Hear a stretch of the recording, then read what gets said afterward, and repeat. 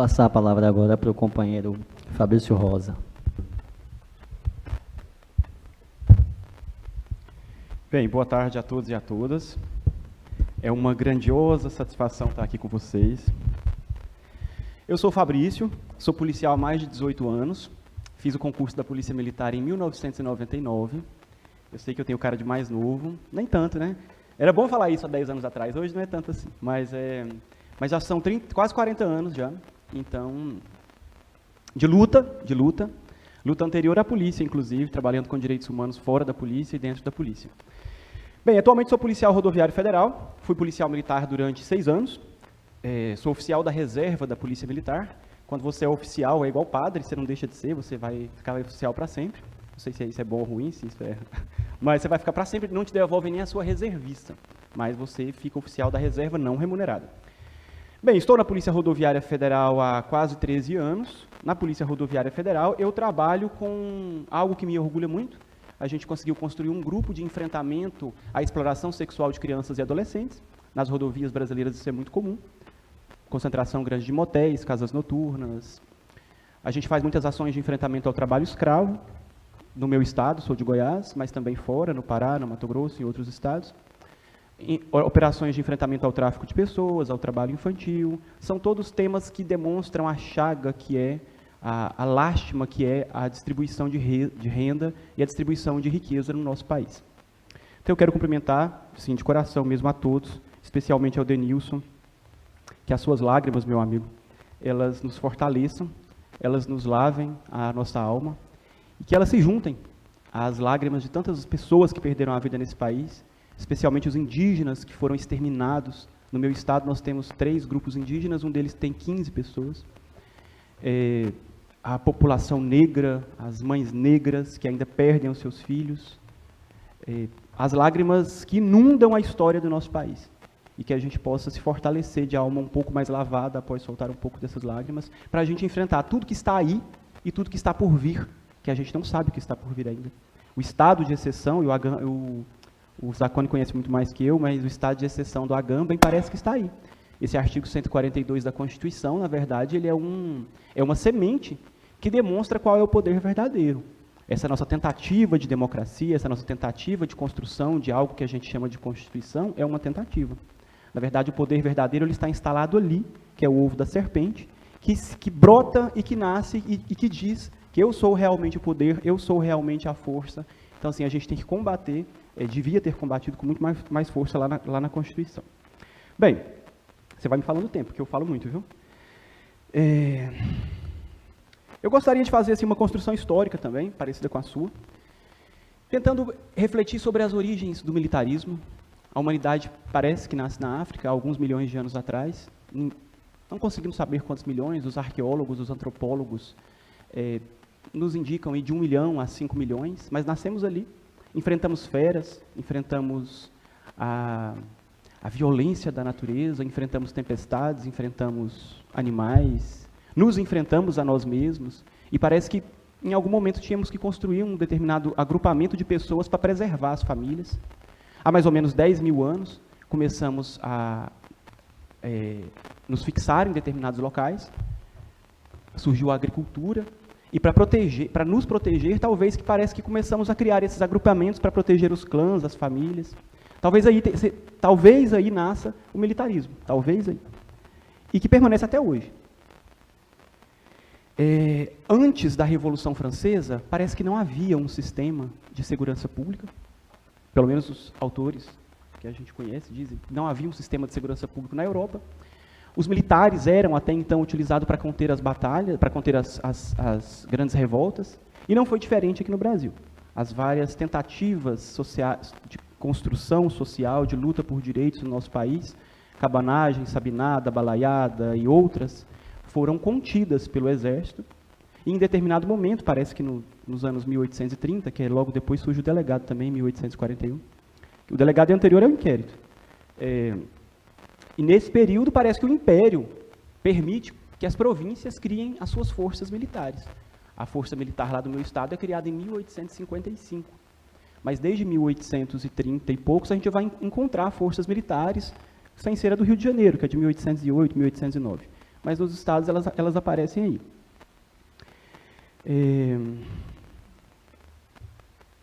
E aí, assim, eu acho que é importante a gente fazer essa recuperação o tempo todo. Em mais de 95% das ocorrências não se utiliza a força.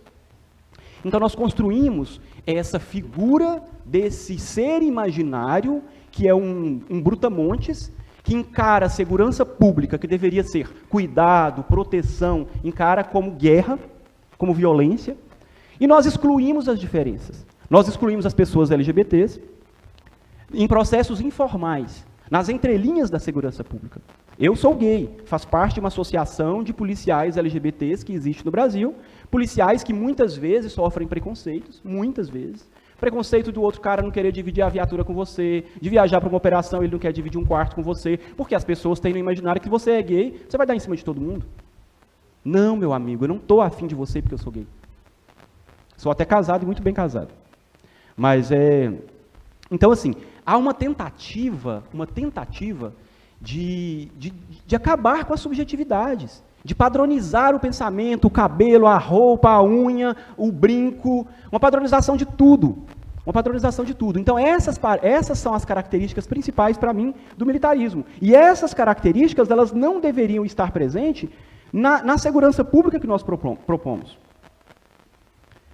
Uma segurança que, de fato, é plural, uma segurança que inclua, uma segurança onde a comunidade policiada se pareça com quem vai lhe policiar. Uma segurança que inclua todo mundo, que tem mulher, que tem migrante, que tem uma diversidade de pessoas como existe no mundo. Então, essa é a segurança pública que nós pregamos, uma segurança onde haja participação popular. As academias, algumas se abrem para a participação, mas a gente percebe que os cursos, eles são muito fechados. Eles são fechados. A disciplina de direitos humanos, eu dou aula de direitos humanos em algumas instituições. A disciplina de direitos humanos, eu percebo que muitas vezes, ela é um motivo de chacota. O cara não acredita no que ele está falando. Ela é ensinada de maneira burocrática, como se ir lá na sala de aula, ler a Declaração Universal dos Direitos Humanos, vai mudar o comportamento de alguém. Então, assim, é preciso que os movimentos ingressem na formação dos policiais. O movimento de mulheres, o movimento da população negra, o movimento de LGBTs, o movimento da população em situação de rua. É preciso que nós façamos uma segurança pública plural, uma segurança pública aberta, para toda a sociedade. Então, essa é também a nossa luta. E eu percebo que o militarismo, ele impede isso.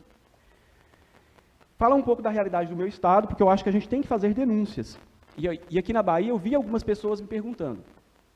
No meu estado, nós estamos passando por um processo de militarização da educação. E quando a gente fala de intervenção militar no controle das polícias, isso também tem a ver. Nós estamos passando por um processo de intervenção militar na educação. Nós temos formado crianças soldados. Não é aquela criança soldado da África, não é aquilo, meninos de 11, 12, 15 anos que pegam em armas, mas parece com essa situação. Nós estamos ensinando as crianças, ao invés de ensinar matemática, português, sociologia, nós estamos ensinando as crianças a marchar, a fazer continência. Nós não estamos ensinando autonomia, liberdade, coisas que nós até ensinamos para os filhos dos ricos. Até ensinamos, porque eles vão para escolas civis. Agora, no meu estado, o filho de pobre vai para a escola militarizada, porque ele não tem que ter autonomia, ele não tem que se emancipar, ele não tem que ter liberdade, ele não tem que questionar o sistema, ele não tem que ter aula de filosofia, de sociologia, ele tem que marchar. Ele não pode pensar. Ele tem que ser um escravo e um instrumento de trabalho do capital. É para isso que ele vai servir, para não questionar o sistema. Então, eu espero que vocês lutem com todas as forças, as pessoas que são da Bahia, porque eu tenho ouvido isso aqui também, contra esse sistema, porque em Goiás já são 80 escolas militarizadas. E eles precarizam as escolas públicas. Eu faço muitas palestrinhas em escolas sobre trânsito, sobre violência sexual, e eu vou nessas escolas dos bairros mais distantes, e eu percebo que às vezes a escola não tem um vaso sanitário. Eu faço parte do Comitê de Combate à Tortura, e eu vejo escolas que estão piores do que os presídios, que são, na verdade, calabouços. As escolas, em alguns locais, estão piores do que os calabouços, que nós chamamos de presídios. Então, precariza-se a educação para depois militarizá-la, ou pior, vendê-las.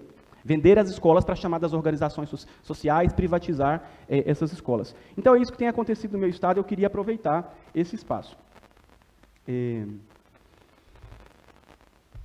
Bem, e a gente faz parte de um movimento, e eu queria dizer assim, que não é só o grupo de policiais antifascismo. Nós fazemos parte de um movimento que contempla 80% da segurança pública, que são policiais que defendem a desmilitarização. Quase 80% dos policiais militares do Brasil querem a desmilitarização. E aí o amigo Everton disse agorinha que a polícia apoia o Bolsonaro, mas eu queria que deixar gravado para os amigos policiais. Saiba que o Bolsonaro não apoia a polícia. Quantas vezes nós vimos Bolsonaro em manifestações da polícia, pedindo aumento de salário? No meu estado, o policial está ganhando R$ 1.050 líquido. Soldado e agente da Polícia Civil. Hoje. Quantas vezes nós vimos Bolsonaro lá? Quantas vezes nós vimos o Bolsonaro pedir a desmilitarização das polícias, sendo que essa é a pauta das polícias militares hoje? Porque quem não quer desmilitarização é a cúpula, que se acostumou com um regime de castas, onde tem alguém que limpa a sua botina, onde tem alguém que lava o seu banheiro. Quem não quer são essas pessoas. Agora, o policial pobre, que é aquele que morre, porque a gente não vê coronel morrendo, nem delegado. A gente não vê coronel morrendo, nem delegado. A gente vê o policial pobre morrendo. Esse que morre. Até me perdi, fui fazer a brincadeira. Mas então, assim, o Bolsonaro. Não devia falar dessa pessoa, mas tem que falar porque esse cara não ajuda a segurança pública. Me diz um projeto de lei que essa pessoa aprovou para ajudar os policiais do Brasil, seja militar, civil, aponta um. Me diz um projeto de lei que essa pessoa aprovou pelo ciclo completo, que é um debate muito importante, que vocês têm que se apoderar desse debate. Nós temos discutido uma nova segurança pública, onde as agências policiais fazem isso que nós chamamos de ciclo completo. O que é isso? É uma agência que está na rua e quando acontece um crime na circunscrição dela, sobre algo que ela tem o métier, ela vai atuar para investigar, porque a investigação é algo nato do ser humano. A investigação não é algo que tem a ver com o mundo jurídico, que essa é uma criação brasileira também. Falar que o chefe da investigação é um cara que tem que ser formado em direito, isso é uma criação nossa, da ditadura militar. Não existe isso em outros países. O chefe do FBI é formado em artes. Então, isso é uma pauta muito importante. Se mataram 20 onças na floresta, nós temos ali agentes florestais. Quem tem que investigar é a agência florestal que está ali, não chamar um ser de outro mundo, chamado delegado, com todo respeito, para investigar o que ele muitas vezes nem conhece, nem tem que conhecer, porque ele não conhece tudo. Então, assim, essa é uma pauta importante. E eu nunca vi Bolsonaro defendendo essa pauta, que é uma das pautas mais importantes. Então, Bolsonaro, meus amigos que um dia vamos nos assistir, que fique isso para a história, nunca defendeu polícia porra nenhuma. Nunca defendeu. Nunca apresentou um projeto para defender policiais na história dele, de 30 anos. Aliás, nunca apresentou projeto de nada. Bem, tá. E aí quantos minutos eu tenho? 5 minutos? Eu não vou gastar isso tudo, não.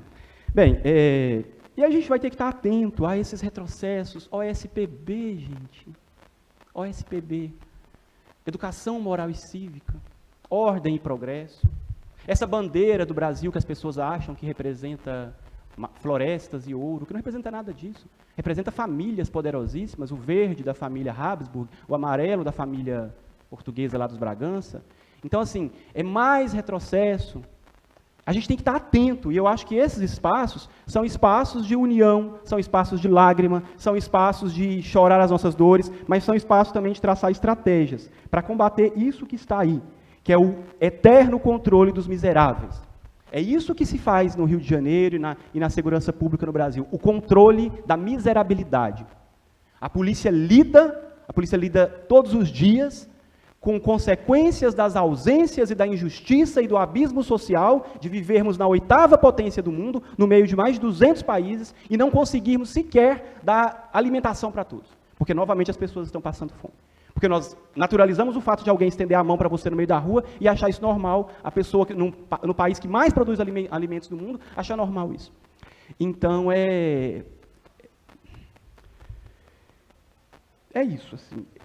As saídas, porque a gente fica aqui chorando também, mas as saídas. Uma delas é a legalização das ditas substâncias que foram colocadas na Elistude. Essa é uma saída. Nós precisamos descapitalizar os ditos traficantes, que são comerciantes. Nós precisamos descapitalizar essas pessoas. Isso, de certa forma, ainda gera tributos para o Estado. Nós precisamos criar meios de mediação, de composição. Essas pessoas elas não têm como compor os conflitos, e é por isso que há violência. O pequeno traficante cobra daquele outro que é menor ainda. O grande traficante cobra do médio, que cobra do pequeno, e cobra por meio de arma, por meio de violência, por meio de ameaça. Então, nós precisamos criar formas de composição. O juiz é um deles. mas nós precisamos criar composição, precisamos abrir espaços para essas pessoas. E é só a formalização desse mercado, como tem acontecido no mundo racional. Não vou chamar de mundo democrático, nem de mundo... me parece um mundo mais racional, entre as pessoas que pensam. Tem acontecido no Uruguai, tem acontecido em vários estados dos Estados Unidos, tem acontecido parcialmente na Espanha, Portugal, enfim. Nós precisamos discutir isso. Essa é, sim, uma das saídas.